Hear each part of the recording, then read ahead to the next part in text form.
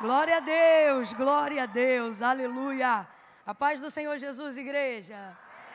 Amém. Que honra, que alegria podermos estar juntos aqui nessa noite de avivamento. Feliz com o tamanho dessa honra, dessa oportunidade que o pastor Silas me concede. Muito obrigada, meu pastor. O Senhor é uma bênção na nossa vida e na minha principalmente. Deus abençoe todos os irmãos que estão aqui nessa noite. Quem está feliz de estar hoje aqui vai dizer assim: ainda bem que eu vim, Jesus. Coisa boa é estarmos aonde Deus está. E o Senhor está aqui. É de Deus isso aqui agora. Aleluia. Abra comigo a sua Bíblia, no livro do profeta Ezequiel, capítulo de número 37. Eu pedi ao Senhor uma direção para essa noite, e Ele me levou a esse texto. Eu sei que é uma passagem muito conhecida, mas eu também sei que a palavra do Senhor, ela é nova todas as vezes que ela é falada, porque ela é do Senhor e não é nossa. Viva e eficaz, mais penetrante do que qualquer espada de 2 gumes, que penetra até a divisão da alma e do espírito, juntas e medula, e é apta para discernir os pensamentos e as intenções do coração. A palavra de Deus é poderosa. Quantos estão aqui por causa da palavra do Senhor? Glória a Deus, glória a Deus. Quando você estiver numa Assembleia de Deus e ouvir um crente dizendo glória a Deus, se você for pentecostal, saiba que você tem a obrigação de reagir dizendo aleluia. Viu? Quando você vê um crente dizendo glória a Deus, é quase que involuntário, você já reage dizendo aleluia. E se ele disser aleluia, é desse jeito que a gente faz. Quem achou, diga amém.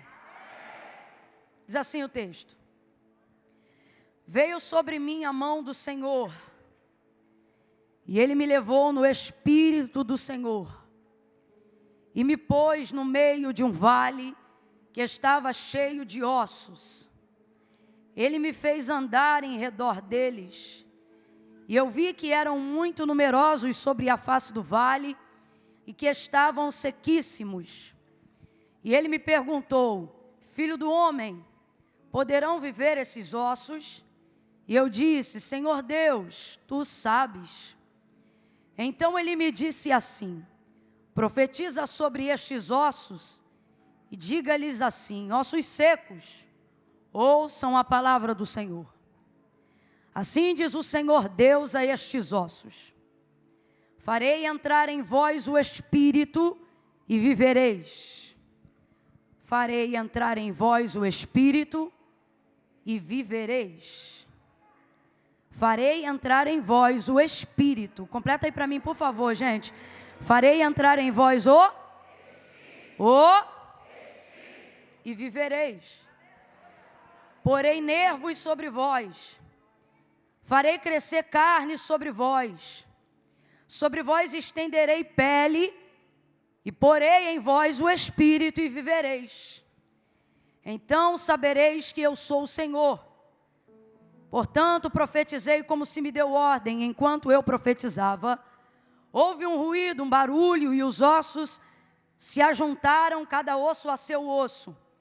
Olhei e vieram nervos sobre eles, cresceu a carne. Estendeu-se a pele sobre eles, mas não havia neles espírito. Vamos lá, mas não havia neles? Não havia neles.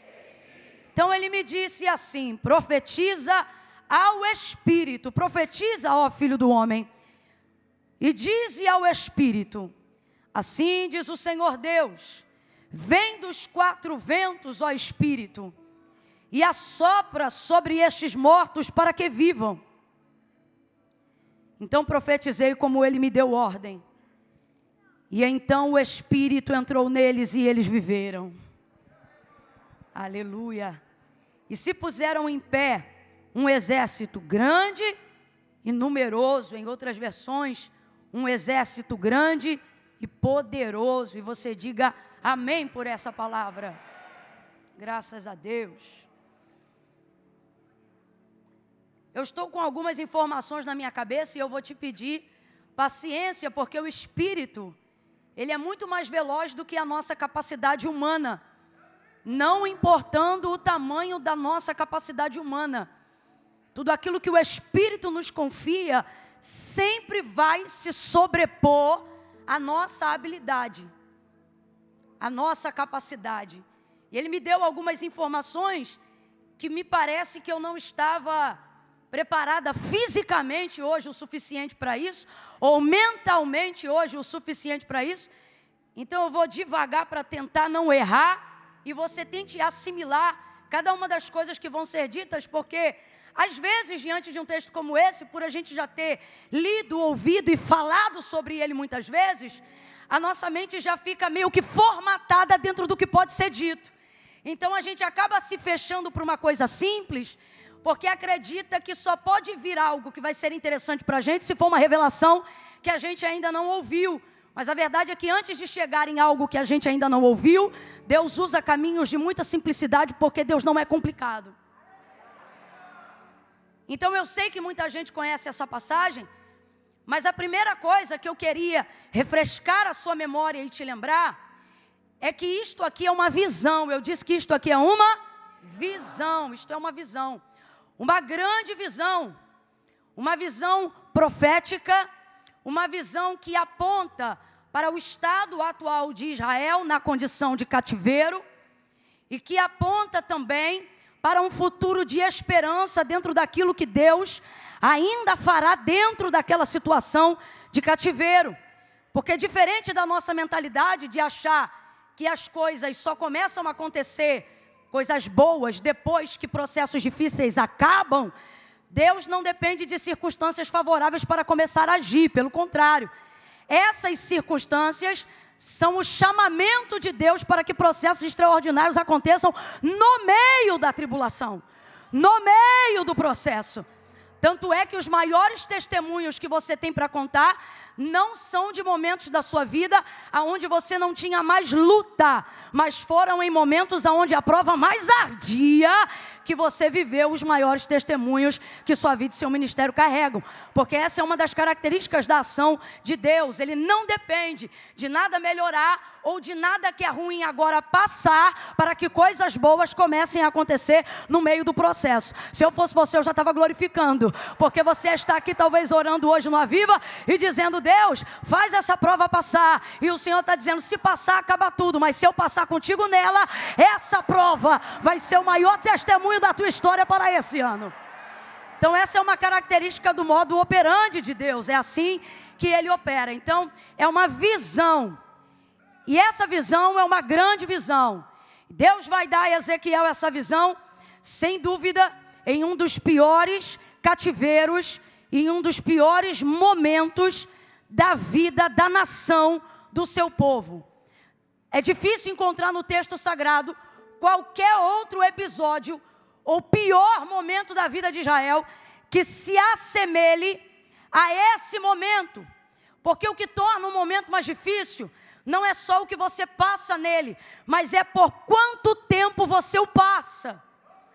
Isso é que torna as coisas mais difíceis. No campo da educação física a gente chama isso de isometria. Por exemplo, esse copo aqui, segurando ele na minha mão direita, por 1 minuto, ele é pesado? Não é uma pergunta retórica não, pode responder. É pesado? Agora fique com a mão estendida segurando esse copo 1 hora. Isometria. O que vai acontecer? Ele vai pesar não só a sua mão. Ele vai começar a criar uma dormência no seu braço. Toda a sua parte de cravícula vai começar a doer. E vai começando o cata-cata. Dói aqui, até a caixa torácica vai doer.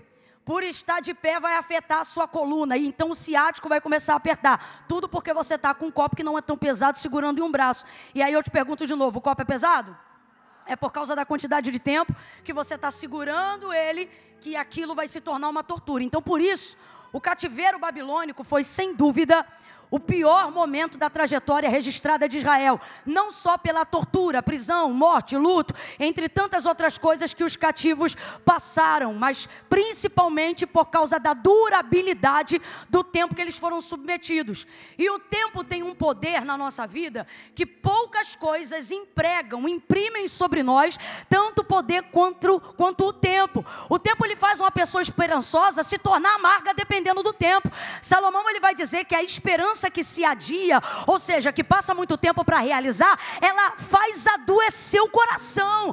E quando o coração adoece, a vida adoece, as perspectivas adoecem. É aí que as doenças psicossomáticas chegam. Seu físico é abalado quando seu emocional é abalado. Quando seu espírito está abatido, não há mais força, não há mais vigor, não há mais desejo, não há mais desejo de vida, só há vontade de morte. Foi o que aconteceu com a vida de Jó. Ele não murmurou atribuindo culpabilidade a Deus, mas amaldiçoou até o dia do seu nascimento, não só por causa da perca, mas do tempo tão rápido com que perdeu, e não se sabe em quanto tempo mais ele ficou naquela dor. Então o tempo tem o poder de amargar até o coração mais puro.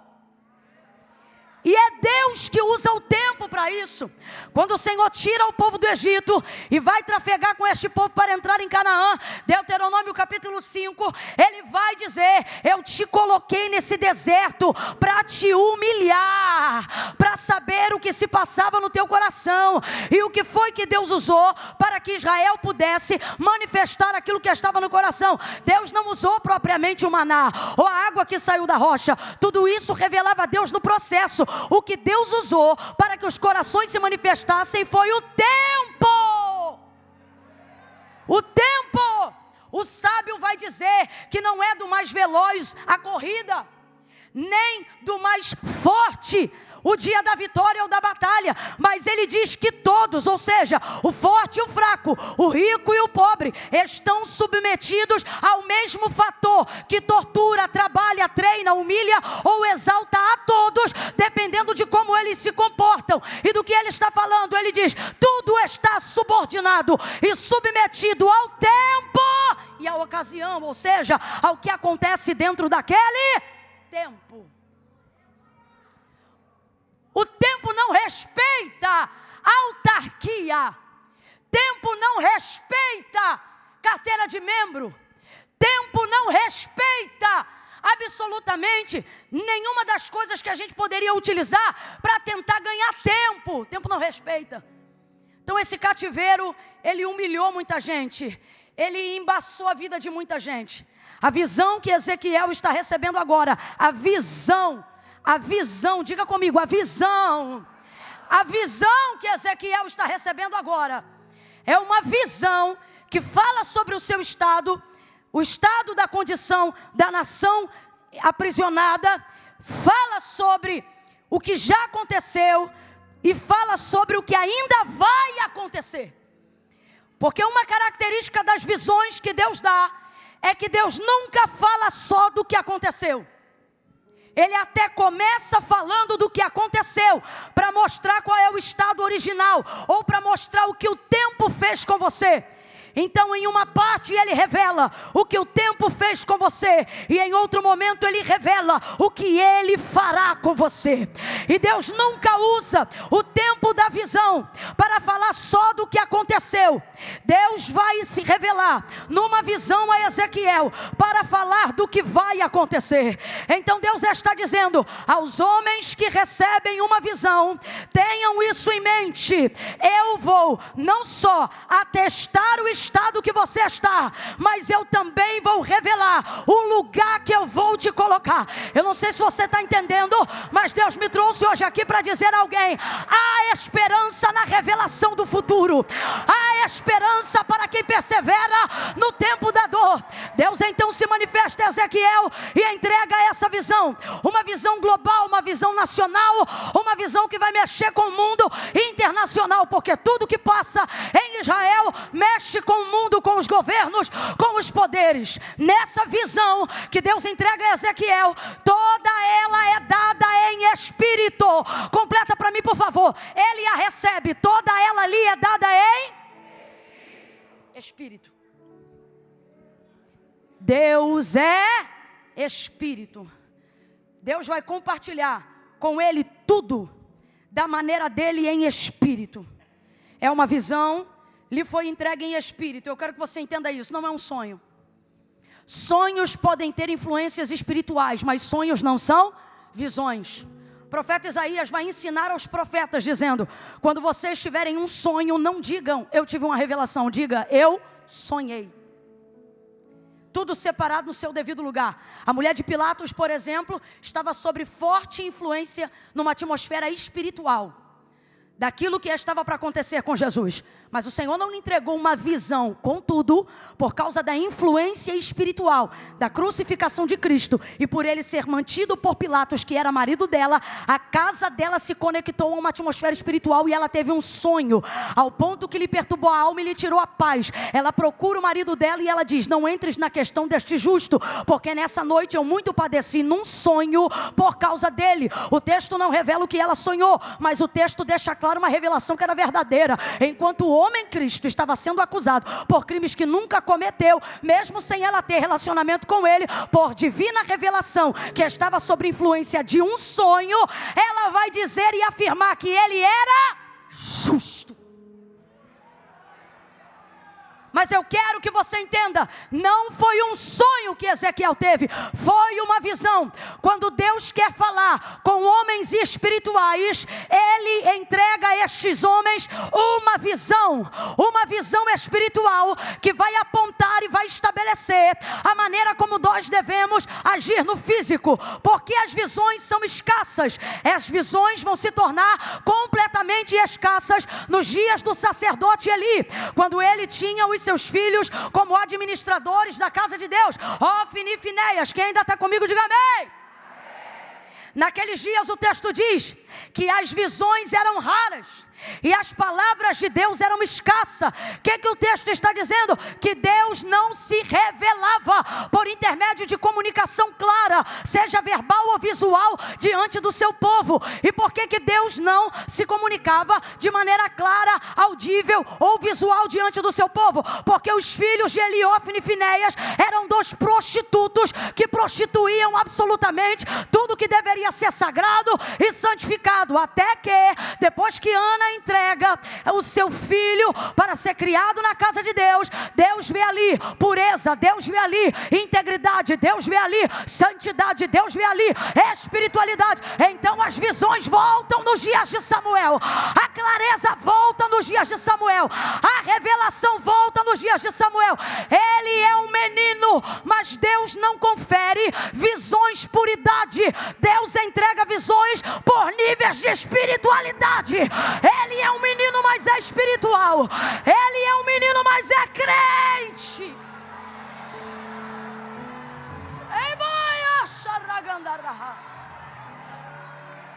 É menino, mas é puro.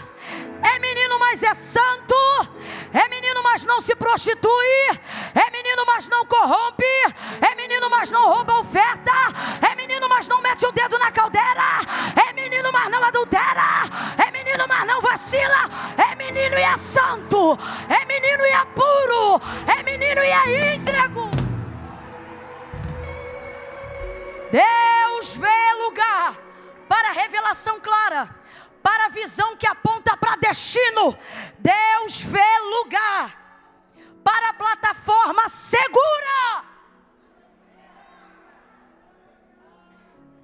aonde Ele vê alguém com capacidade de manifestar entendimento espiritual. Agora, você vai ver que Samuel ainda não é nenhum teólogo formado. Na verdade, ele entende bem pouco dessas manifestações. Tanto é que por 3 vezes, quando a voz de Deus se manifesta, ele só entende que é Deus falando com ele na terceira. E porque Eli, que já um dia foi experimentado em visões e revelações, vai dizer para ele, quando você ouvir essa voz te chamando de novo, não vem aqui no meu quarto, diga para ela, fala que o teu servo... Tendo dito essas palavras, seguindo a orientação de quem sabe, mas não vive... Porque Jesus dizia acerca dos fariseus, e aí eu não me refiro a Eli, mas refiro-me a quem é muito bom de pregar sobre vida espiritual. a quem é muito bom de ensinar sobre o que a Bíblia diz. E acerca dos fariseus, Jesus dizia: quem fizer o que eles mandam vai ver Deus. Jesus disse isso. Quem ouvir as palavras deles verá a Deus. O que ele está dizendo? Porque o povo que acredita no que eles falam, mas mais do que acredita, pratica aquilo que eles falam, vai conhecer o Pai. Por quê? Porque eles não falam mentira, eles falam verdade. Tanto é que quando Jesus falou a primeira vez, e todos se maravilhavam de como ele era poderoso em palavras, não se maravilhavam porque ouviram novidade. Disseram: ele fala o que nós já sabemos, mas ele fala como quem tem autoridade. Oh, então ele dizia: quem ouviu o que eles falam vai ver a Deus. Agora, eles verão a Deus? Não, não verão, porque eles são bons no estudo. Desculpa a expressão, mas só para a gente entender. É gente que um dia teve uma experiência, mas achou que a espiritualidade ficou lá atrás. Só que Deus nos trouxe nessa noite de avivamento. E isso não é só sobre a Igreja da Penha. Isso é sobre todo o Rio de Janeiro. E aonde houver uma DEVEC conectada, os céus estão abertos sobre o Brasil nesse dia. Eu vou falar debaixo da unção que Deus me confiou. Eu vou repetir: os céus por estes dias estão abertos no Brasil. Não é no Rio, não é São Paulo, é no Brasil. Mas alguém liga comigo? Esta palavra: estão abertos sobre o Brasil. E a mensagem para hoje, pregada de diversas formas, ela tem uma temática. E qual é? Deus quer voltar a entregar visões claras, objetivas e extraordinárias, que apontam destino de nação, que apontam destino de reino.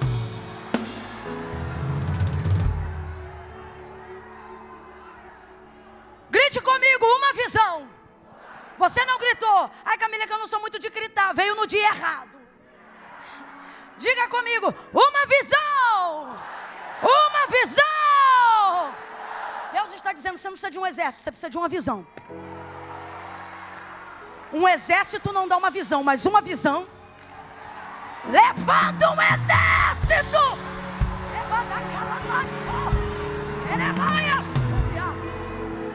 Agora, de onde vêm as visões que apontam destino? De onde vêm as visões que mudam reinos? De onde vêm as visões que determinam quem desce que sobe?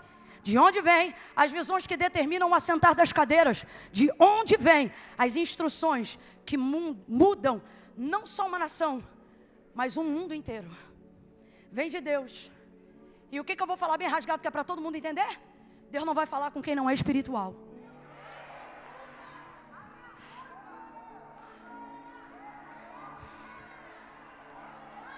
Deus nos guarde nessa noite e para sempre. Eu vou repetir isso. Deus nos guarde nessa noite e para sempre da desgraça de viver do seu nome e não conhecer mais a autoridade da sua presença, não conhecer mais o poder, a soberania, a grandeza do Deus que revela a influência espiritual sobre questões físicas, cotidianas e corriqueiras. Eu vou falar como Deus está mandando. Que se volte aqui nessa noite o tempo aonde você saía de casa cantando uma música e você pensava que era da sua cabeça. Quando você chegava, principalmente na época que a gente ainda cantava hino da harpa, quando você chegava: meu irmão, a harpa tem mais de 600 hinos. Aí você pensava: escolhi um, vem cantando ele. Quando chegava o culto, abria com a música que você cantou o dia inteiro. Aí alguém pensava: nada a ver, mas você sabia, né? Não, hoje eu estava ligadinho. Deus estava falando comigo. Que volte o tempo aonde o cotidiano revelava a manifestação sobrenatural do Deus Espírito, que fala em Espírito, prega em Espírito, anda em Espírito, ressuscita em Espírito. Ele cura cancerosos no Espírito e isso se revela no corpo.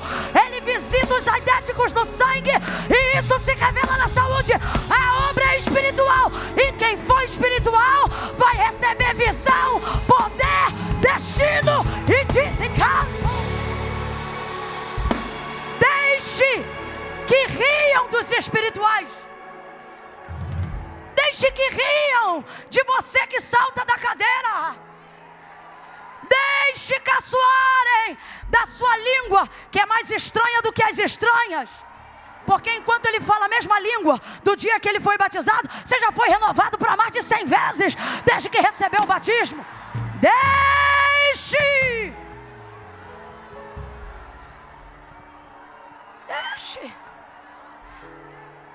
Volte a ser espiritual.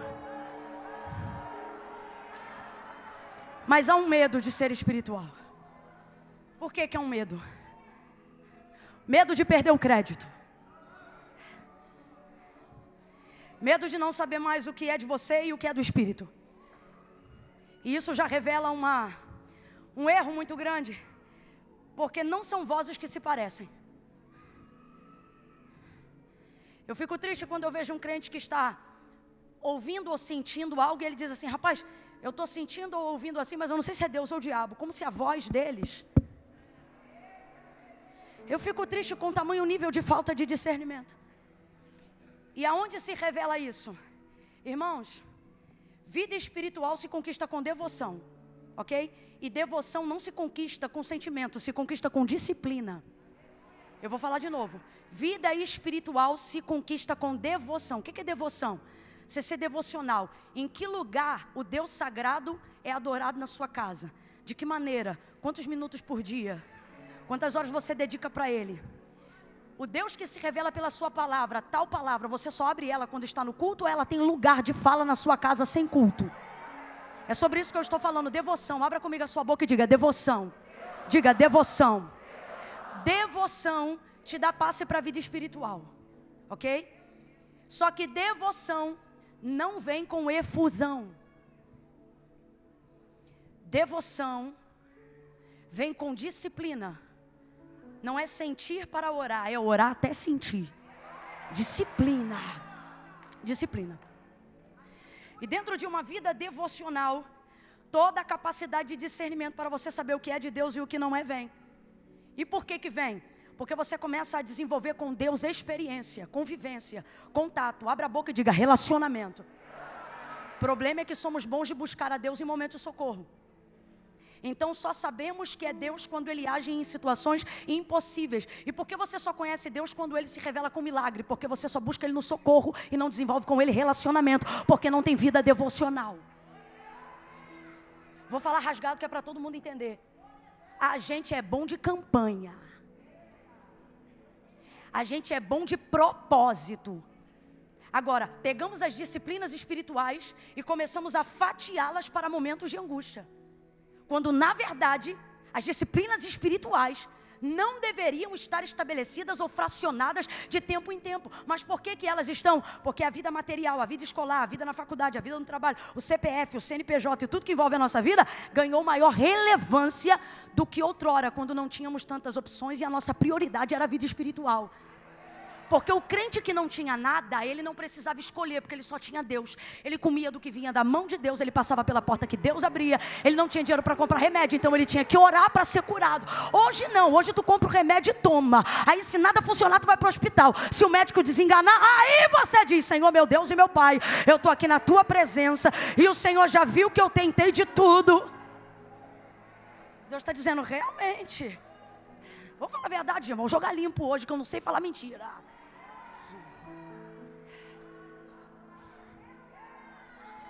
Antigamente, quando você dependia dele mandar o dinheiro para ter a compra do mês, quando você comprava que chegava, eu vivi isso com a minha mãe há muitos anos, ela não deixava a gente meter a mão na sacola do biscoito, ela dizia, tira a mão, vamos orar. A compra tinha que ser orada antes de entrar no armário. Eu não estou dizendo que você tem que fazer isso, eu só estou falando sobre como a vida espiritual era realidade diária no nosso dia a dia. Não se saía de casa sem orar. Vou falar bem aberto, gente. Não se orava em carro. Tinha que tirar nem que fosse 1 minuto de joelho. Devoção. E é nisso que alguns que não têm Cristo como único mediador entre Deus e os homens engolem alguns de nós dentro do cristianismo que reconhece Jesus como único mediador entre Deus e os homens. Eles têm padrão nível alto de espiritualidade? Não, mas são batata na devoção. Ou irritação. Então veja, numa visão altamente espiritual, o apontamento de um novo destino que encerra um ciclo de anos de destruição e de desgraça será apresentado a um homem que vai compreender que não está diante de uma imaginação, que não está diante de um momento de êxtase, que não está diante de um pesadelo, porque o vale poderia ter sido muito mais tido como um pesadelo do que como um sonho. Esse homem compreende isso. E aí agora vamos para o segundo ponto e eu encerro no terceiro. Ele vai se relacionar dentro do mundo espiritual com consciência racional. Quando a sua vida espiritual é em dia, aquele discernimento que eu te falei que só vem por intermédio da devoção, ele está com você aonde sua carne estiver. Aonde a sua alma estiver, se você tiver vida espiritual com Deus, seu espírito dominará sobre a sua alma em qualquer região, em qualquer esfera. Para ninguém achar que eu sou maluca, ou só porque alguém ainda não viveu esse nível de experiência, vão falar rasgado. Quem aqui pela psicologia discerne que já viveu o que chamamos de paralisia do sono, mas também discerne pelo espírito que estava numa batalha espiritual, enquanto um demônio tentava afligir você e te sufocar. Segunda coisa, tais episódios que podem ser discernidos por alguns como batalha espiritual, a outros como paralisia do sono e vice-versa, cada um de uma maneira. Uma realidade precisa ser tida: qualquer reação nessa paralisia, independente de religião, crença ou qualquer coisa que você acredite que eu digo ou não, uma das primeiras perdas de capacidade que a gente tem é a fala. Você quer chamar Jesus e não consegue? Estou mentindo ou estou falando a verdade, gente? Agora, bota a tua vida em dia no jejum para ver se tu fala ou não fala.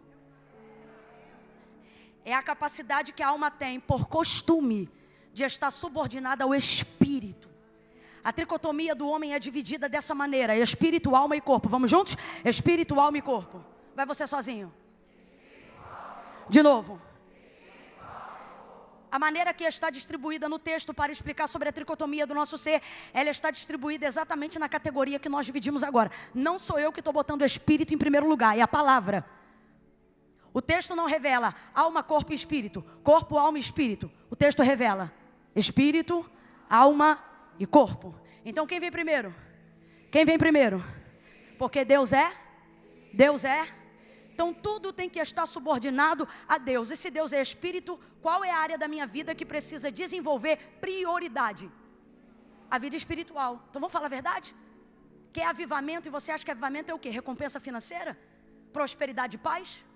Deus está dizendo para mim e para você: organiza a tua vida espiritual que eu arrumo o teu vale. A vida, eu vou falar abertamente que é para todo mundo entender. Irmãos, tem depressão sim, que precisa ser cuidado com reposição hormonal, precisa ser cuidado com terapia. Eu amo a ciência que Deus confiou ao homem. Eu amo a capacidade organizacional da psique humana por intermédio de alguém que entendeu os gatilhos da mente. Não há aqui uma pessoa que por causa de uma vida espiritual idiotizou a ciência. Eu acredito em cada uma delas, eu indico elas. Agora, tem gente que está tratando como depressão algo que nem a terapia vai resolver completamente. Por quê? Não é queda de hormônio, não é necessidade de substância, é vida espiritual desorganizada. Deus está dizendo com carinho aqui para mim e para você, porque eu estou embutido em tudo que eu estou pregando aqui. Inclusive sou autoridade na fala, porque é autoridade no erro. Cadê sua espiritualidade? Cadê minha espiritualidade? Mas a gente não percebeu a agenda que a gente chama, que começou agora, alguém pensa dos anos 2000 para cá, essa agenda maligna e satânica, sutilmente, na verdade, ela está em nós, ou na nossa sociedade, muito antes da década de 90, no início dos anos 80, quando cada brasileiro, já independente de questão financeira, podia ter uma televisão na sua casa. E desde então, filmes de terror, até de comédia, como alguns que eu não vou citar o nome, mas desenvolvia-se então uma ideia de mundo espiritual. E essa ideia, os espíritos que poderiam ser fantasmas ou demônios, eles sempre eram enfraquecidos. Quem está comigo no texto? Eles eram enfraquecidos. Eles atravessam paredes e eles tinham que incorporar alguém para conseguir ter algum poder, para segurar, para fazer alguma coisa. Tanto é que eu me lembro de muitas vezes ouvir os antigos dizerem: eu não tenho medo de morar em cemitério, porque eu não tenho medo dos mortos, eu tenho medo dos vivos. Desenvolvia-se a crença, um filme em especial, muito famoso, Ele ganhou muita projeção porque mostrou um lado lúdico e cômico do mundo espiritual, onde fantasmas, na verdade, não atormentavam, incorporavam ou aprisionavam vidas, mas faziam brincadeiras com elas. Atravessavam paredes e não seguravam nada. Talvez você pense, Camila, eu nunca fui influenciado por isso. A maior influência é a que você não percebe que recebe. Essa é a maior influência. Porque influenciar não é receber de fora, é nascer de dentro. E com isso, de alguma forma, a gente é tentado a pensar que tudo aquilo que tem relevância espiritual não tem poder definitivo sobre a matéria. Então, como é que a gente começa a viver a nossa vida e o nosso dia a dia com Cristo? Você tem que organizar a sua vida, a sua conta, suas coisas, seu boleto, sua família, as crianças na escola, pagamento do carro, sua empresa, ter seu CPF limpo, ter seu CNPJ em dia, e você começa a trabalhar para isso e a viver para isso. Por quê? Porque para você, a ideia de que tudo que é físico precisa estar ordenado para que você tenha tempo para orar. E por que isso acontece? Porque aquilo que é espiritual já não é priorizado por nós há muito tempo. Então, se eu tiver tempo, eu oro. Se eu tiver necessidade, eu jejuo. Se o diabo perturbar a minha casa, eu me posiciono. Então, vamos falar a verdade, gente. A verdade é que a vida está desorganizada porque a vida espiritual não é mais prioridade na vida do crente. Quem tem disponibilidade para estar no culto mais de uma vez na semana, mas só quer estar uma vez na semana porque protocolou o seu cristianismo de adoração em um dia no culto, não teria precisado nem de Cristo. Você podia continuar na cultura do Antigo Testamento, indo para Jerusalém só 2 vezes no ano. Então quer dizer que Cristo veio para caber em um dia da semana? Segundo ponto, se a sua vida espiritual só é revelada e só se manifesta quando você está no culto, você está perdido. Eu estou perdida. A figura de Cristo está sendo desdenhada nos nossos dias. Então há uma incoerência gigantesca, e eu glorifico a Deus porque a disciplina do Senhor é para aqueles que Ele ama. Então eu vejo o seu amor revelado no confronto da palavra nesta noite, e o que Deus está dizendo para mim e para você é: reveja essa incoerência, porque ou você acredita que a vida espiritual ela deve ter a primazia da sua vida, e assim você para de reclamar de tudo que você não tem, de tudo que você não vive, de tudo que você não conquista. Por quê? Ora, porque a vida espiritual é uma desordem, ela nem é uma realidade, ela é uma filosofia cultural. Você admite que a prioridade deveria ser sua vida espiritual, mas não ora. Admite que a minha prioridade deveria ser o jejum, mas não jejua. Admite que você deveria se posicionar num lugar onde a devoção está acima do teu horário, acima da tua escola, acima da renda da tua empresa, acima da tua faculdade, acima das tuas alianças, acima da tua amizade, acima dos teus amores, acima dos teus sonhos. Mas você não honra isso, e depois você vem para cá fazer campanha, não para buscar Deus, mas porque reclama da vida que tem. Como nós temos coragem de reclamar da vida que temos, se a incoerência está nos esbofeteando? Agora, por que acredito que essa palavra é de confronto para transformação? Porque acreditamos que tudo que vemos, temos e vivemos vem de Deus. Se não temos sido bons administradores depois de termos recebido mais do que éramos capazes de manter, então nós vamos pedir perdão a Deus hoje. E nós vamos fazermos com Deus um concerto.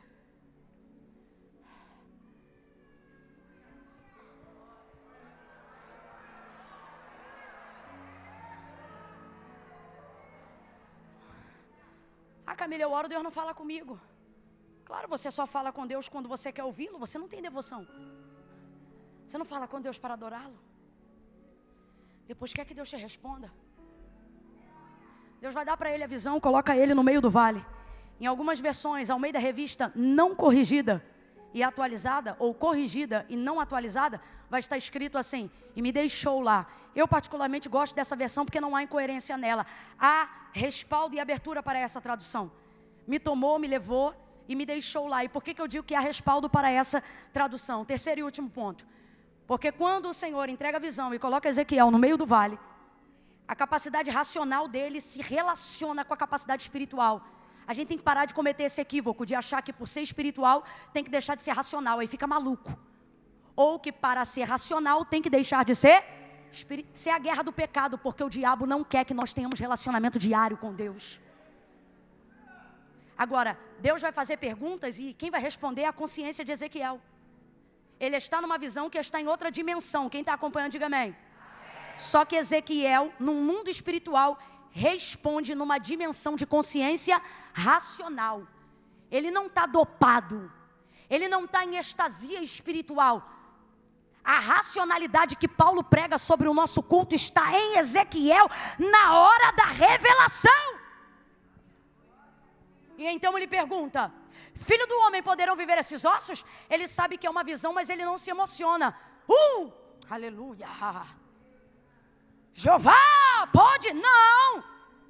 Racionalidade dele, está vendo o vale, sabe que não tem poder sobre o vale, mas sabe que Deus tem poder sobre qualquer coisa. Então ele vai responder de acordo com a sua racionalidade, mas ele está num ambiente espiritual. Vamos lá, ele está num ambiente. O que eu estou dizendo para você? O que Deus está dizendo para mim? Quanto mais você busca, você não fica mais louco, você fica mais são. Mas que caia por terra todo o sofisma do inferno. Que quem tiver vida espiritual ativa vai ficar maluco, vai ficar internado. Tua língua estranha não vai te deixar maluco nem internado. O próximo passo será interpretação. O próximo passo será dom de discernimento. Tem alguém aí para receber? Tem alguém aí? Eu vou repetir. Tua vida espiritual não vai te deixar maluco, vai te deixar cheio de sabedoria, cheio de discernimento, cheio de direção de Deus. Tem alguém aí para receber? Tem alguém aí para usar consciência e tomar posse no mundo espiritual?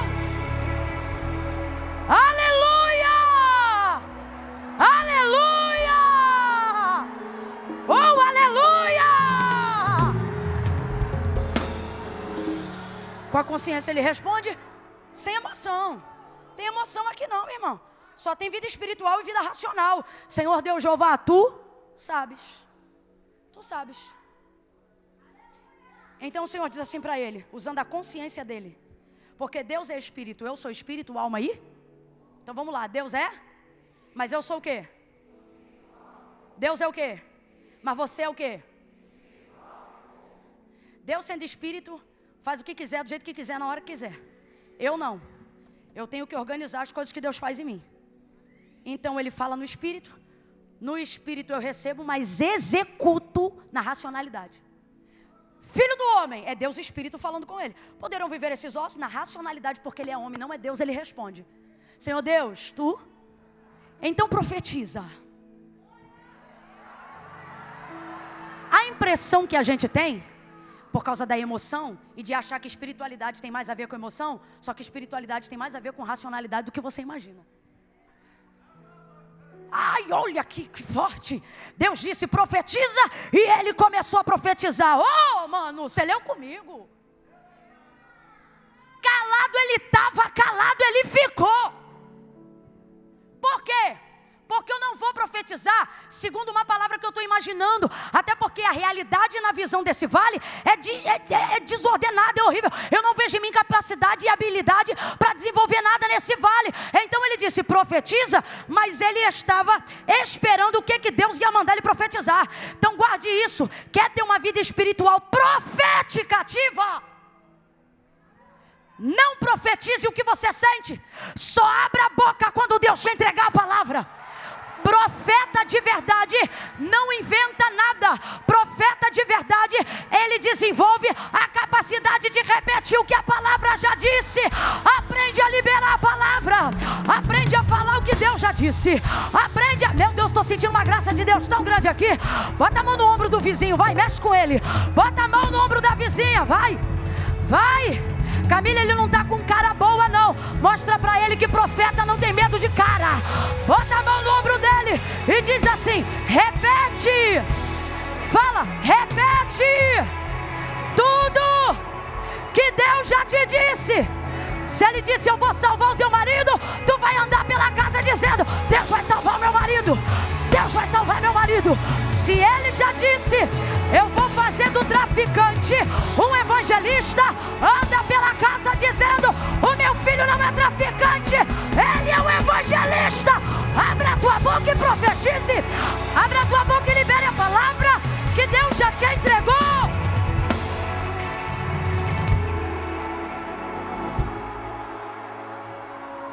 Língua estranha não é profecia.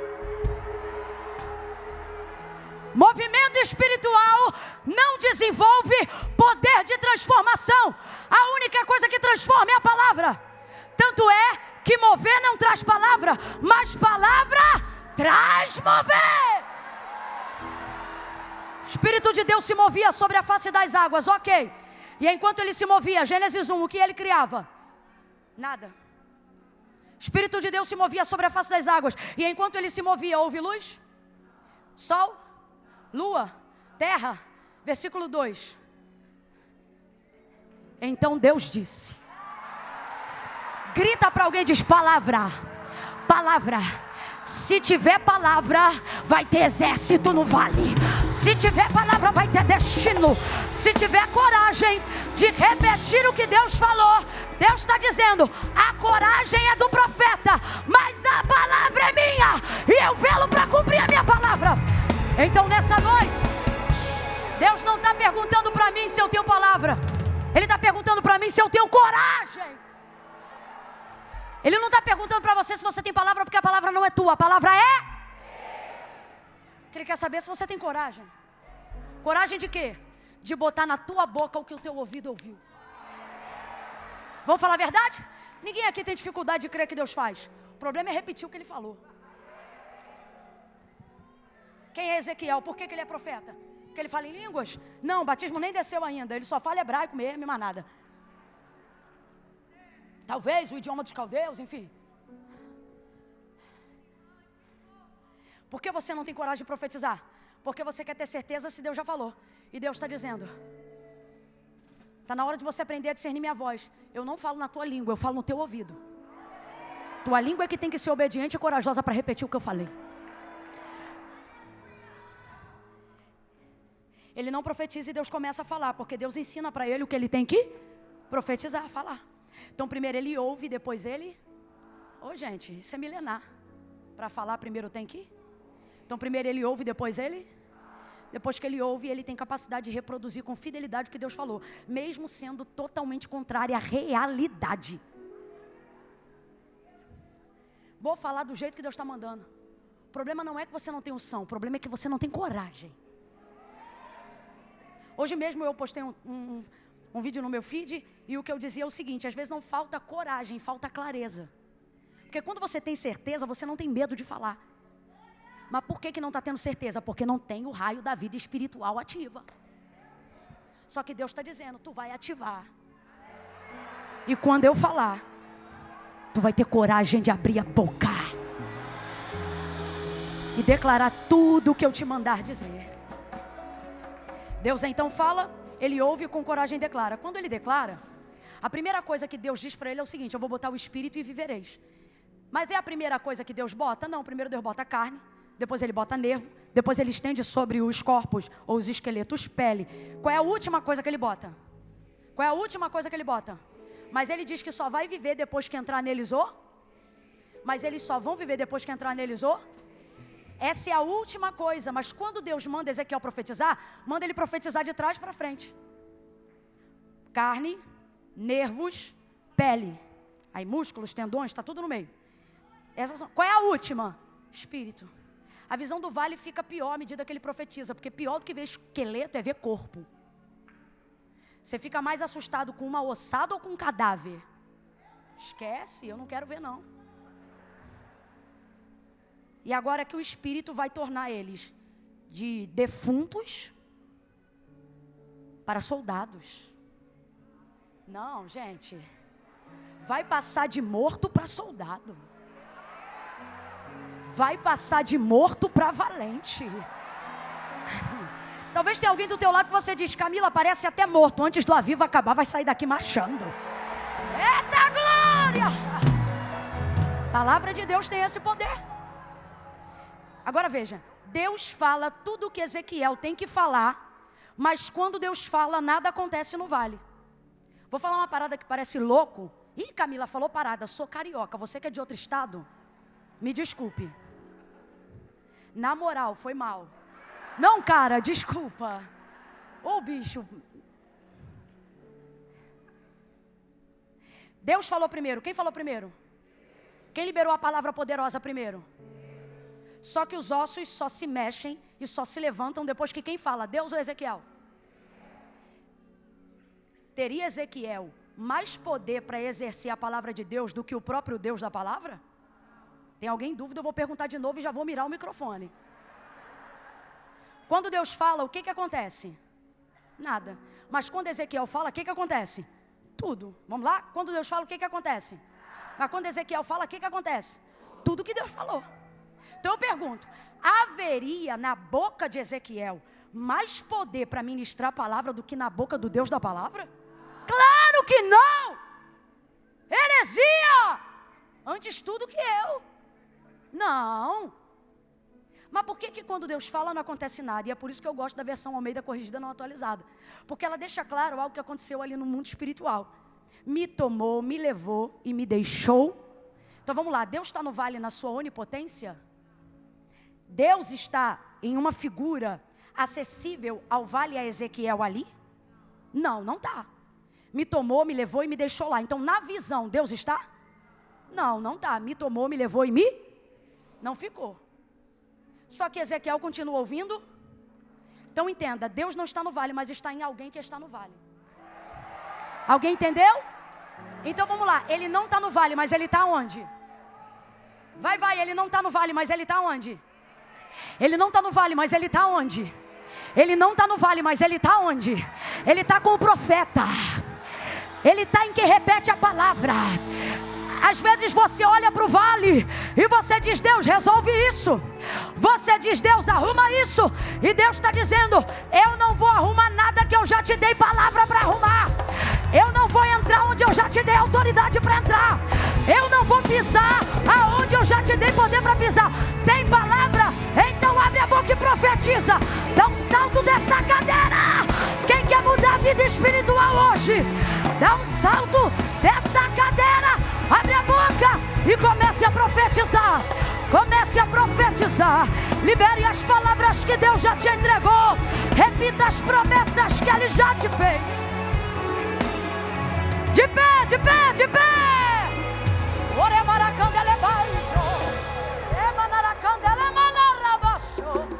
Vento dos quatro cantos, ou sopro dos quatro ventos.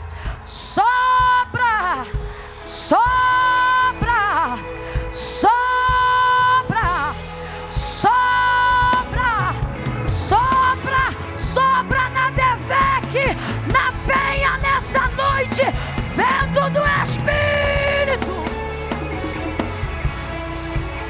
Estende, estende, estende. Estende sobre a pregadora. Estende sobre a igreja. Músculos, tendões, vida física que se subordina à vida espiritual. Estende. Ele levantou, o exército se levantou. Ele profetizou. E aonde só havia corpo, aonde só havia cadáver, você conhece. Levantou-se de cadáver a soldado.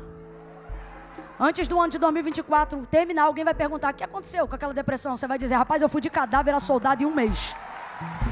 E qual foi o remédio que você tomou? Você vai dizer: eu administrei o Rivotril, continuei a terapia, mas todo dia eu dobrava o joelho e profetizava o que Ele já havia me dito. Isso me tirou do vale. Levante uma das suas mãos aos céus.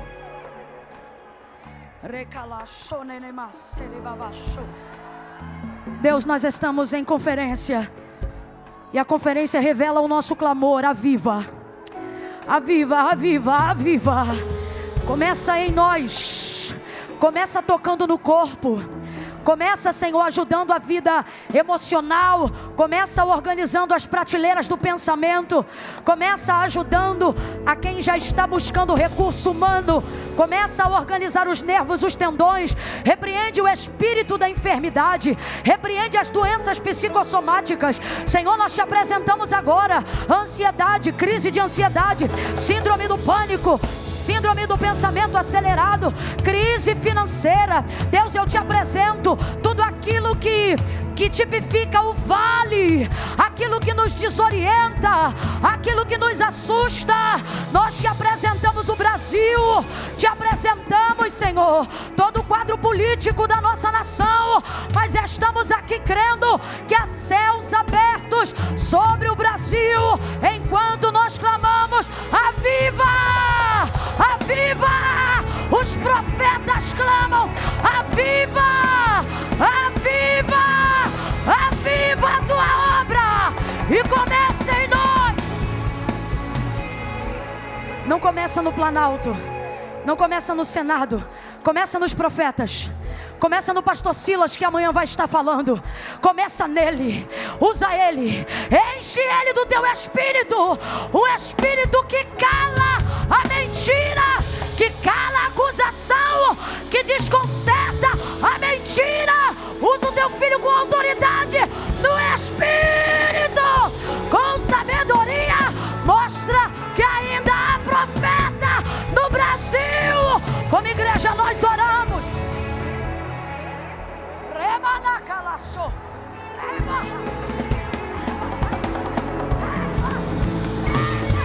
Em nome de Jesus, teu nome. Como Ezequiel falava em teu nome, nos dá poder, virtude, vida espiritual, saúde emocional subordinada aos princípios da tua palavra, para que tenhamos autoridade para usar o poder da tua palavra. Essa é a nossa oração, em nome de Jesus. Vou te dar 1 minuto para você fazer um concerto com Deus agora. Que concerto, Camila? É com crente mesmo que eu estou falando. Fala para Deus, se você tem sido negligente, fala para Deus: Senhor, é verdade, isso tudo aí é verdade. Eu mudei muito, eu negligenciei muito, mas nessa noite eu quero me consertar contigo. E não vou me consertar amanhã não, eu quero começar a me consertar agora. Voltar a orar de madrugada, voltar a orar antes de botar o garfo na boca, voltar a dobrar o joelho antes de sair de casa. Eu quero voltar. Eu quero voltar. Deus está dizendo aqui para nós: se você voltar, eu volto. Se você voltar, as visões voltam. Se você voltar, a clareza volta. Se você voltar, mortos virarão soldados. Volta, volta, volta, volta, em nome de Jesus. Posso ouvir um amém? Posso ouvir um amém?